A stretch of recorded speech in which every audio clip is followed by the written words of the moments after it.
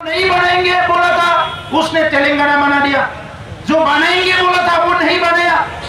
अभी हमारा प्रश्न है, आप जिस समय में छत्तीसगढ़ बनाया था, झारखंड बनाया था, उत्तरांचल बनाया था, उत्तरांचल का तो मूवमेंट हमें दिखाई नहीं दिया था। कितना लोग वहां शहीद हुआ हमें दिखाई नहीं दिया था, फिर भी आपने उत्तरांचल बना दिया। तेलंगाना में तो हुआ है, बहुत लोग मर गया तेलंगाना में, लेकिन उससे ज्यादा संख्या, ज्यादा आंकड़ा जो है ये हमारा है, क्योंकि हम लोग का 5000 से ज्यादा जान गंवा चुके हैं इस लड़ाई में, इस मांग में, इस मूवमेंट में।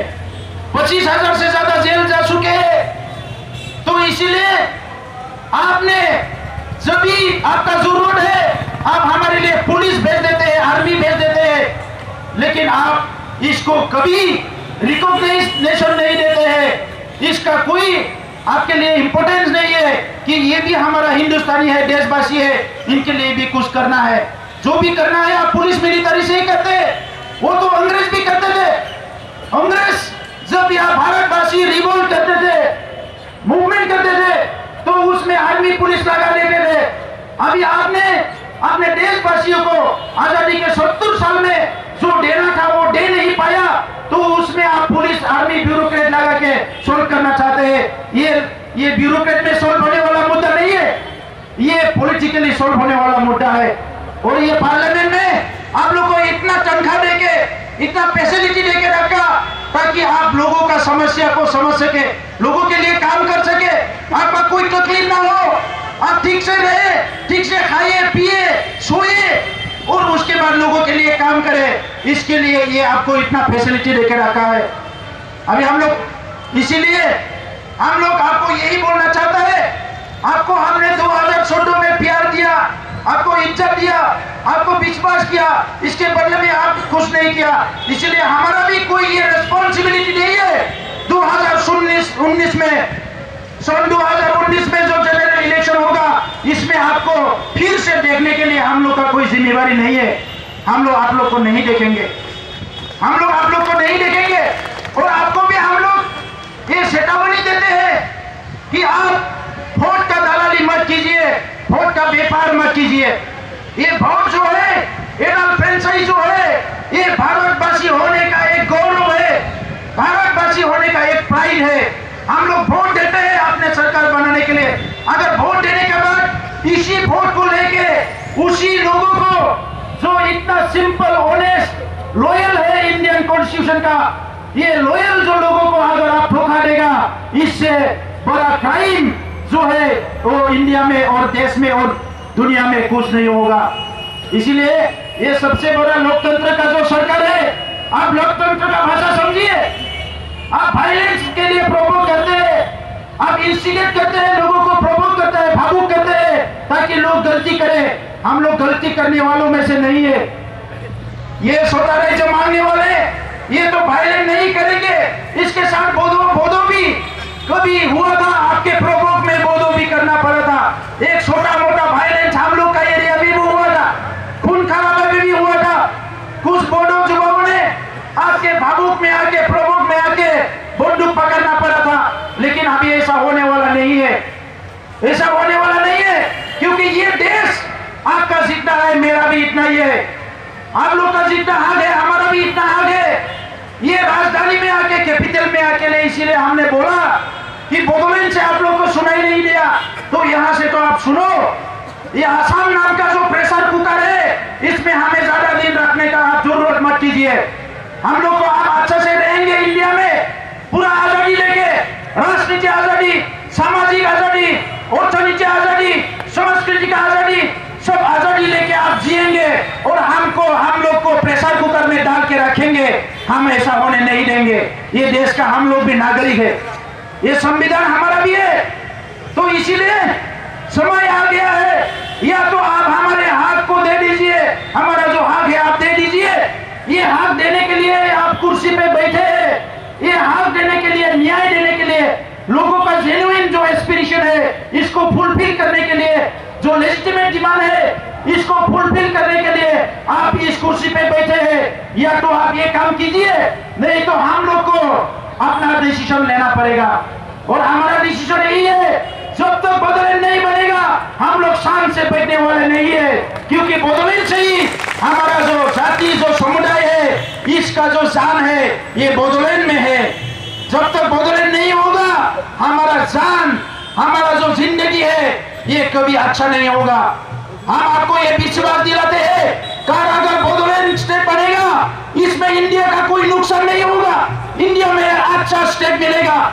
ये बोडो लोग इंडिया के एक रॉयल एक समुदाय है, कॉन्स्टिट्यूशन को मानते हैं, ये हिंसा करने वाले नहीं है, ये दोस्त से अच्छा दोस्ती होता है, सबको सम्मान देते हैं। बोडोलैंड होने से भारत का एक अच्छा संस्कृति जो है वो बढ़ जाएगा। बोडो संस्कृति बोर्ड एक डेवलप कल्चर है, वहाँ का संस्कृति बहुत अच्छा है, बहुत डेवलप है। तो ये डेवलप एक कल्चर जो भाषा है ये प्रोटेक्ट करने से, इसको बचाने से इंडिया का कोई नुकसान नहीं होगा। इंडिया के जितना भी क्राइसिस है, जितना भी प्रॉब्लम है, जब कारगिल हुआ था तो बोडो ने साथ दिया था इंडिया का। इंडिया में को सब ऑपरेशन सस्पेंड हो गया था, सब मूवमेंट बंद कर दिया था। कारगिल का लड़ाई हो रहा है, अभी बोडोलैंड में कोई मूवमेंट नहीं होगा, हम लोग इंडिया के साथ ही रहेंगे। आपको उस टाइम भी हमने विश्वास दिया था। आने वाले समय में नॉर्थ ईस्ट में अगर चाइना से कोई थ्रेट होगा, कोई बाहर के जो कंट्री से कोई थ्रेट होगा, इंडिया के लिए अगर कहीं ऐसा सिचुएशन आ गया, बोडो लोग हमेशा इंडिया के लिए खड़ा होगा, हिंदुस्तान के लिए मर मिटने के लिए तैयार है। तो आप किसको सोचते हैं, किसके बारे में सोचते हैं, या आपको खुद में विश्वास नहीं है? नहीं तो आप हम लोग को शोध कर रहे हैं। अगर संविधान में आप ये प्लेस करके, स्वेरिंग करके आपने देश को चलाने के लिए आया है, तो देशवासियों के ऊपर आपको विश्वास रखना होगा। देशवासियों का प्रॉब्लम जो समस्या है इसको समझना होगा। अगर इसको समझने का आपके पास हिम्मत नहीं है, कैपेसिटी नहीं है, तो आपको देश चलाने का भी कोई हाथ नहीं है। अगर आप ये सोचते हैं कि मैं एक अच्छा नेता हूं, मैं देश को चला सकता हूं, देश का तरक्की कर सकता हूं, तो आपको सिर्फ दिल्ली का नहीं, गुजरात का नहीं, बॉम्बे से गुजरात में ये क्या है, ये ट्रेन चलाने से नहीं होगा, बुलेट ट्रेन। सारा इंडिया का बात आप सोचिए, सिर्फ गुजरात का सोचने से नहीं होगा, मेट्रोपॉलिटन सिटी बनाने से नहीं होगा, बड़ा बड़ा मकान बनाने से नहीं होगा, इंडस्ट्री। भारत का जान गांव में है, गांव में। भारत आजादी के लड़ाई में कोई सिटी के लोग ज्यादा लड़ाई करके आजादी नहीं दिला था, सारा भारतवासी ने आजादी की लड़ाई लड़े थे। और अभी भी भारत में 70% से ज्यादा, 70% से ज्यादा लोग गांव में रहते हैं। उस गांव के बारे में सोचिए क्या हालत है। अभी हम लोग को क्यों बोलना पड़ा, हम लोग के पास बिजली नहीं है, स्कूल नहीं है। आप अमेरिका की बात करते हैं, अमेरिका में जाते हैं, जिस अमेरिका में अभी ह्यूमन राइट इतना अच्छा से चल रहा है, हमारे यहाँ ह्यूमन राइट का क्या हो रहा है? तो बोलने से तो हम लोग बहुत बोल सकते हैं, लेकिन इतना बोलना नहीं चाहूंगा। आपके पास जितना भी समय बचा है, आप जल्द से जल्द ये तैयार कीजिए, निर्णय लीजिए, छोटे राइट जो भारत में बनाइए। भारत का तरक्की होगा, डेवलपमेंट होगा, पीस होगा, इंटीग्रेशन होगा। आप बड़े बड़े समुदाय को, प्रिविलेज सेक्शन के लोगों को और भी ज्यादा मौका देंगे, अंडर प्रिविलेज लोगों को आप इग्नोर करेंगे, डिनाई करेंगे, डिप्राइव करेंगे, एक्सप्लॉइट करेंगे, नेग्लेक्ट करेंगे। ऐसे एक देश का इंटीग्रेशन नहीं चलेगा, देश में अमन नहीं रहेगा, शांति नहीं रहेगा, और भी ज्यादा रिवोल्ट होगा। इससे देश कैसे डेवलपमेंट होगा? तो इसलिए अभी जो आजादी है, इंडिया में हाफ आजादी चल रहा है।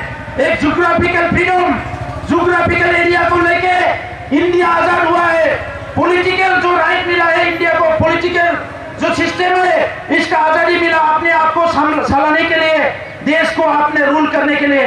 लेकिन असली आजादी तब होगा जब देशवासियों को भाषा, संस्कृति का अधिकार मिलेगा, फ्रीडम मिलेगा, सोचने का फ्रीडम मिलेगा। अभी हम लोग का सोचने का भी फ्रीडम नहीं है। सोचने का फ्रीडम तब तक हम लोग महसूस नहीं करेंगे जो सोच को हम लोग वास्तव में इंप्लीमेंट नहीं कर पाएंगे, वो तब हमारा सोच बेकार है। तो अभी हमारा एस्पिरेशन ये बेकार हुआ है। इस देशवासियों को अभी एस्पिरेशन रखने का कोई मायने ही नहीं है अगर ये एस्पिरेशन को गवर्नमेंट फुलफिल नहीं करते हैं। तो इसीलिए आप वास्तव में आ जाइए, रियल इंडिया में आ जाइए। और रियल इंडिया में क्या है, अभी लोग जस्टिस के लिए लड़ा रहा है। रियल इंडिया में ये है, अभी फार्मर सुसाइड हो रहा है। रियल इंडिया में ये है, ट्राइबल अपने जमीन के अधिकार के लिए लड़ाई करना पड़ रहा है। रियल इंडिया में ये है कि जो उसे समुदाय है वो नीचे वाले समुदाय को अभी भी हेट करता है, इनको घृणा करता है। यही तो अभी का रियल इंडिया है। तो इसीलिए ये रियल इंडिया जो अभी है, इसका हालत आप अगर समझ नहीं पाएंगे तो इंडिया को आप अच्छे से कभी संभाल नहीं पाएंगे, अभी चला नहीं पाएंगे। तो इसीलिए हम लोग आप लोग को यही अपील करते हैं कि जल्द से जल्द आप पॉलिसी डिसीजन लीजिए, एक रूल बनाइए कि छोटा राज्य नया राज्य कैसे बनाएंगे। इंडिया में कोई रूल नहीं है, आपका मन गया तो बना दिया, आपका मन नहीं तो नहीं बनाएंगे। ऐसा नहीं चलने वाला नहीं है, ऐसा चलने वाला नहीं है। ये 5 साल में जो मुद्दा आपने देखा, ये मुद्दा है, वो मुद्दा है, वो सारे मुद्दा से सबसे बड़ा मुद्दा है इंडिया में नया राज्य बनाने का जो मुद्दा है। इसलिए ये नया राज्य बनाने का जो मुद्दा है, इसको नजरअंदाज मत कीजिए, इग्नोर मत कीजिए, नहीं तो इंडिया में जबरदस्त मूवमेंट होगा। ये मूवमेंट का जो रेस्पॉन्सिबिलिटी आपको लेना पड़ेगा।